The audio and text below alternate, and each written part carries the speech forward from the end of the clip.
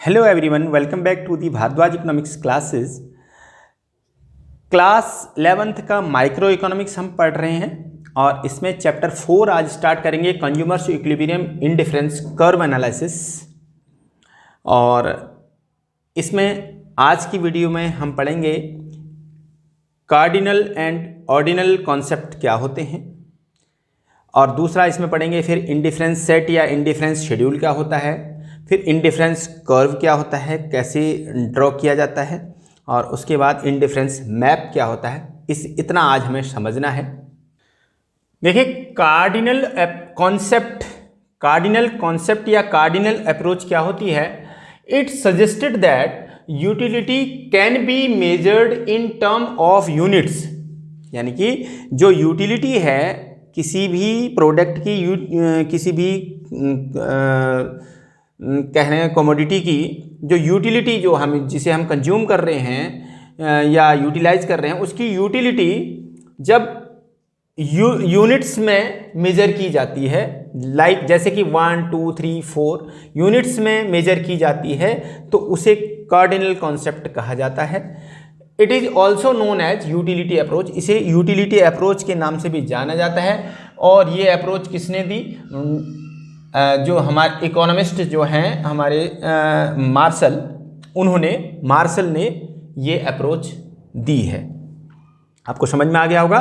Cardinal concept का मतलब है जो यूटिलिटी को मेजर किया जाता है वो यूनिट्स में किया जाता है। 1 2 3 4 में जब यूटिलिटी को मेजर किया जाता है, 1 यूटिल्स, 2 यूटिल्स, 3 यूटिल्स, और इसको यूटिलिटी अप्रोच कहा जाता है। ये मार्शल ने दी है। दूसरा कॉन्सेप्ट है ऑर्डिनल कॉन्सेप्ट। ऑर्डिनल कॉन्सेप्ट में it suggests that utility can not be measured in term of units, यानी कि इसमें कार्डिनल अप्रोच में यूनिट्स में मेजर की जाती है और ऑर्डिनल अप्रोच में यूनिट में मेजर नहीं की जाती। इसे हम यूनिट्स में मेजर नहीं करते हैं। It can be at best be ranked और कंपेयर्ड एज हाई और लो। इसमें क्या है, ये या तो रैंक में मेजर की जाती है, रैंक में फर्स्ट सेकंड थर्ड रैंक के अकॉर्डिंग, या फिर ये हाई या लो में कंपेयर करके, यानी कि हाई या लो तो कंपेयर करके मेजर की जाती है। It is known as indifference curve approach. इसे क्या कहा जाता है? इंडिफरेंस कर्व अप्रोच कहा जाता है। ये जिन्होंने ये अप्रोच दी वो थे हिक्स, इकोनॉमिस्ट थे हिक्स के अकॉर्डिंग ये ऑर्डिनल कॉन्सेप्ट दिया गया, यानी कि हिक्स ने ऑर्डिनल कॉन्सेप्ट दिया और मार्शल ने कार्डिनल कॉन्सेप्ट दिया। इसके बाद आता है इंडिफरेंस सेट या इंडिफरेंस शेड्यूल। इंडिफरेंस सेट किसे कहते हैं, इंडिफरेंस शेड्यूल किसे? ये तो समझ में आ गया कि जो ऑर्डिनल कॉन्सेप्ट है जो हिक्स ने दिया उसे इंडिफरेंस कर्व अप्रोच कहा जाता है, जिसमें यूटिलिटी को रैंक में या हाई या लो में कंपेयर करके मेजर किया जाता है। ये बात आपकी समझ में आ गई। अब इंडिफरेंस सेट क्या होता है या इंडिफरेंस शेड्यूल क्या होता है, ये समझना है हमें। It is a set of those combinations of to commodities which offer same level of satisfaction to the consumer। देखिए, इंडिफरेंस सेट या इंडिफरेंस कर्व या इंडिफरेंस शेड्यूल में हम केवल दो कमोडिटीज को लेते हैं। ये बात ध्यान रखेंगे, 2 कमोडिटीज को लेते हैं।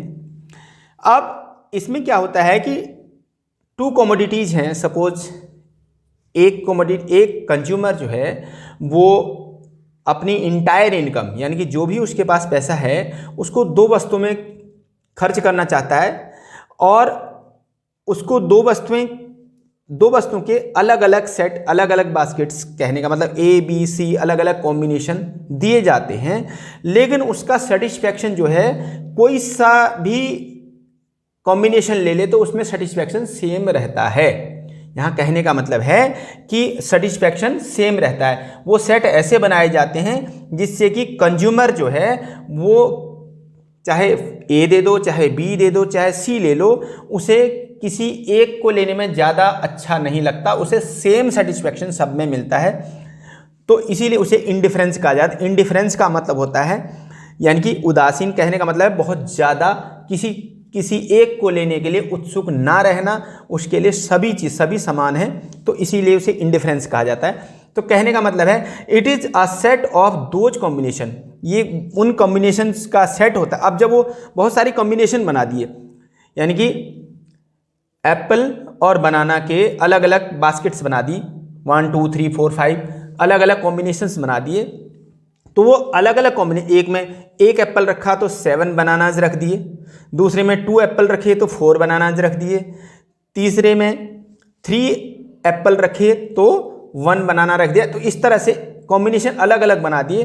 तो उस जो सारे कॉम्बिनेशन हैं उनका जो सेट है उसे क्या कहा जाता है? इंडिफरेंस सेट या इंडिफरेंस शेड्यूल कहा जाता है। देखिए यहाँ पर हम एक शेड्यूल बनाते हैं, कॉम्बिनेशन ABC, 3 कॉम्बिनेशन हमने लिए, ध्यान से समझेंगे, 3 कॉम्बिनेशन हमने ले लिए। सपोज एक कंज्यूमर है, वो अपनी टोटल उसके पास 20 रुपीज़ हैं, उसके पास 20 रुपीज़ हैं, वो 20 रुपये खर्च करना चाहता है। अब 20 रुपीज़ वो खर्च करना चाहता है और उसे कॉम्बिनेशन अलग अलग हैं, यानी कि गुड एक्स में हमने एप्पल ले लिया, गुड वाई में हमने बनाना ले लिया। सपोज एक एप्पल 6 रुपीज़ का है, एक बनाना 2 रुपीज़ का है। देखिए इसकी मनी वैल्यू से आप इसको एग्जाम्पल को समझ लें, और आप बिना उसके भी समझ सकते हैं, लेकिन आपको समझने में थोड़ा सा आसानी रहेगी। देखिए ए कॉम्बिनेशन में एक एप्पल और 7 बनाना, 7 2 जा 14 रुपीज़ यहाँ बनाना हो गया और 6 रुपीज़ का एप्पल हो गया, तो दोनों 20 रुपये उसने खर्च कर लिए, एक सेट बन गया। दूसरा बी सेट में 2 एप्पल्स का मतलब है कि 12 रुपीज़ उसने खर्च किए एप्पल्स में, और बनाना में 4 बनाना लिए, 2 रुपीज़ का एक है बनाना, तो 8 एंड 12 20 उसका वो भी खर्च, यानी कि सेकंड कॉम्बिनेशन बन गया। थर्ड कॉम्बिनेशन 3 एप्पल और 1 बनाना, 3 एप्पल का मतलब है 6 3 जा 18 रुपीज़ प्लस 2 रुपीज़, बनाना 1 लिया तो 20 का। देखिए यहाँ पर अच्छे से समझने की ज़रूरत है, क्या है कि एक कंज्यूमर के पास 20 रुपीज़ हैं, अब उसके 3 कॉम्बिनेशन, वो दोनों चीज़ों को सेम, मतलब दोनों को लाइक करता है, एप्पल भी और बनाना भी। और ये है कि एप्पल थोड़ा कॉस्टली होता है, बनाना थोड़ा चीप होता है, यानी कि सस्ता होता है, तो वो भी जानता है। तो अगर वो एक एप्पल लेता है तो उसके साथ 7 बनाना मिलते हैं, 2 एप्पल लेता है तो उसके साथ 4 मिलते हैं, और 3 के साथ 1 मिलता है। उसे ये भी पता है कि वो 6 रुपीज़ का है, वो 2 रुपीज़ का। तो यहाँ पर वो कोई भी कॉम्बिनेशन लेगा तो उसे सेम सेटिस्फैक्शन मिलता है, उसे ये सेटिस्फैक्शन मिलता है कि मुझे 20 रुपीज़ थे, 20 रुपीज़ के अकॉर्डिंग मैं कोई सा, तो उसको ये नहीं कि ए के बजाय अगर उसको सी लेने को कहा जाए या सी लेगा तो उसे कम खुशी होगी और ए में ज़्यादा खुशी होगी, ऐसा कुछ नहीं है। तो इसी को कहा जाता है इंडिफरेंस सेट या इंडिफरेंस शेड्यूल। अब है इंडिफरेंस कर्व। इंडिफरेंस कर्व किसे कहते हैं? It is a diagrammatic presentation of an indifference set of a consumer. किसी भी कंज्यूमर के जो इंडिफरेंस सेट बनते हैं उनका डायग्रामेटिक प्रेजेंटेशन, उनको एक डायग्राम के द्वारा दिखाना। सपोज कि ABC एक कंज्यूमर की जो इनकम है वो डिफरेंट सेट ले सकता है, उसमें ए सेट ले सकता है, बी ले सकता है, सी ले सकता है, अलग अलग कॉम्बिनेशंस को ले सकता है। तो जो कॉम्बिनेशंस हैं उनके जो अलग अलग कॉम्बिनेशन है उनको एक डायग्राम के द्वारा जब हम शो करते हैं तो उसे कहा जाता है इंडिफरेंस कर्व।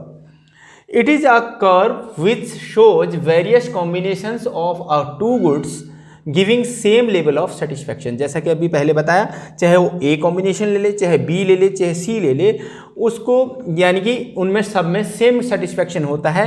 तो इसीलिए इसमें ये बताया गया है कि एक जो इंडिफरेंस कर्व होता है, इट इज़ यानी कि कौन सा indifference curve is a curve which shows, जिसमें जो क्या शो करता है, various combination of two goods, अलग अलग वस्तुओं के बहुत सारे कॉम्बिनेशंस होते हैं, उन कॉम्बिनेशंस को शो करता है जिनमें सेम सेटिस्फैक्शन मिलता है। यानी कंज्यूमर कोई भी कॉम्बिनेशन लेके सेम सेटिस्फैक्शन उसे मिलता है। ये शो होता है। अब यहाँ पर हम बनाएंगे एक शेड्यूल और फिर उसके बाद उसका डायग्राम।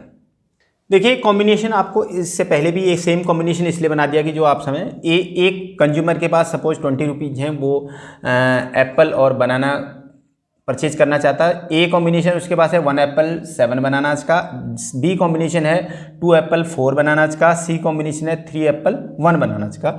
ये कॉम्बिनेशन वो डिफरेंट कॉम्बिनेशन। अब इन डिफरेंट कॉम्बिनेशन को एक डायग्राम के द्वारा जब हम शो करते हैं तो उसे इंडिफरेंस कर्व कहा जाता है।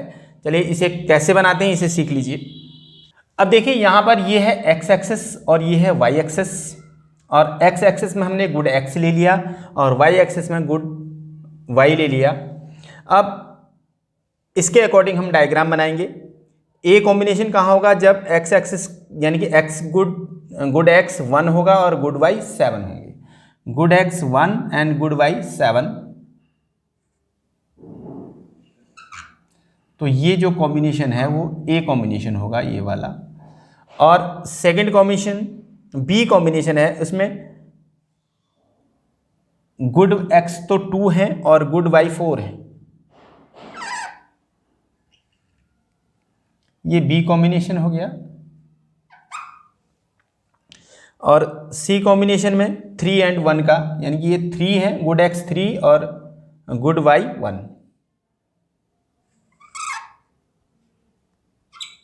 और इन तीनों कॉम्बिनेशन को, ऐसे बहुत सारे कॉम्बिनेशन हो सकते हैं, इन तीनों कॉम्बिनेशंस को जब हम एक कर्व के द्वारा मिला देते हैं, कर्व को खींच लेते हैं, इसमें ड्रॉ कर लेते हैं एक कर्व इनसे मिलता हुआ, तो उसे आईसी बोला जाता है, इंडिफरेंस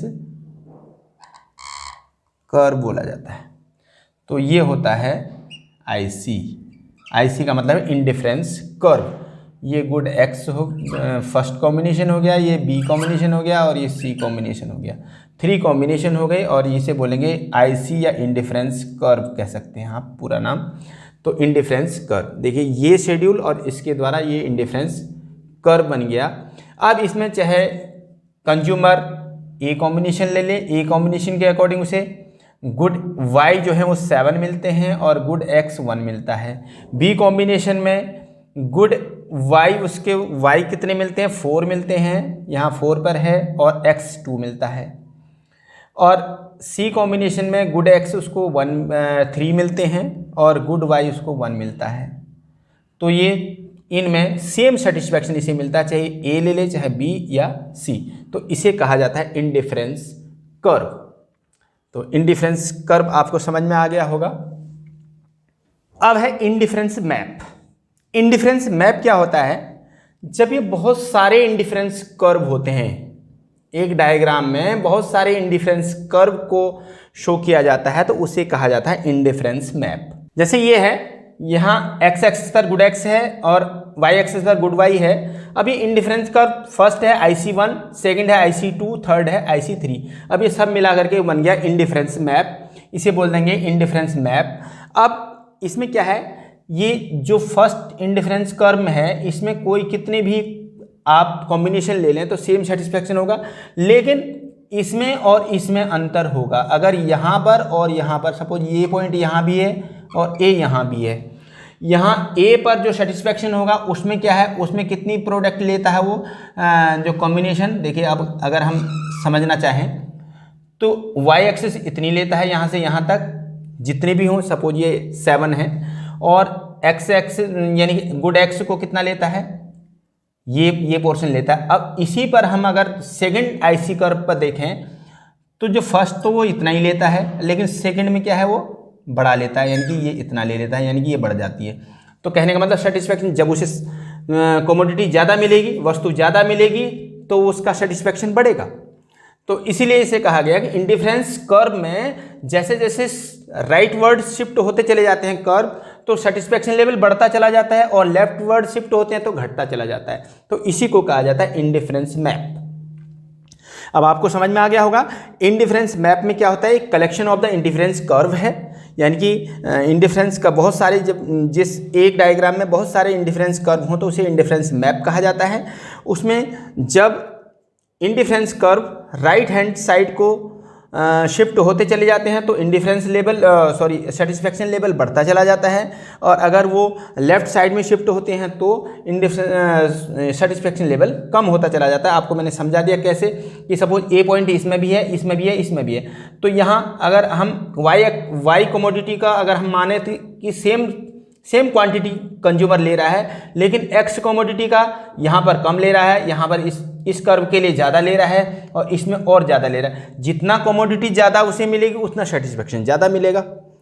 तो अलग अलग कर्व में सेटिस्फेक्शन लेवल डिफरेंट लेवल हो जाता है, इसीलिए लिखा है इंडिफरेंस क्या है कि it is a collection of indifference curve which shows different level of satisfaction, different level of satisfaction. इनमें सेटिस्फैक्शन का लेवल अलग अलग होता है। तो आज आपने ये सब चीज़ें समझ ली, कॉर्डिनल अप्रोच क्या होती है, ऑर्डिनल अप्रोच क्या होती है, और फिर इंडिफरेंस कर्व क्या होता है, इंडिफरेंस मैप क्या होता है, इंडिफरेंस शेड्यूल क्या होता है। ये सब चीज़ें आपको समझ में आ गई, और आपको ये वीडियो अच्छा लगे तो आप इसे चैनल सब्सक्राइब करें प्लीज़, और लाइक कमेंट करें। अगर आपको कोई चीज़ समझ में नहीं आती है तो कमेंट ज़रूर लिखें, जिससे कि मैं वो कमेंट पढ़ करके आपको और अच्छे से समझा सकूं और आपकी जो प्रॉब्लम है उसे सॉर्ट आउट कर सकूं। Thank you very much.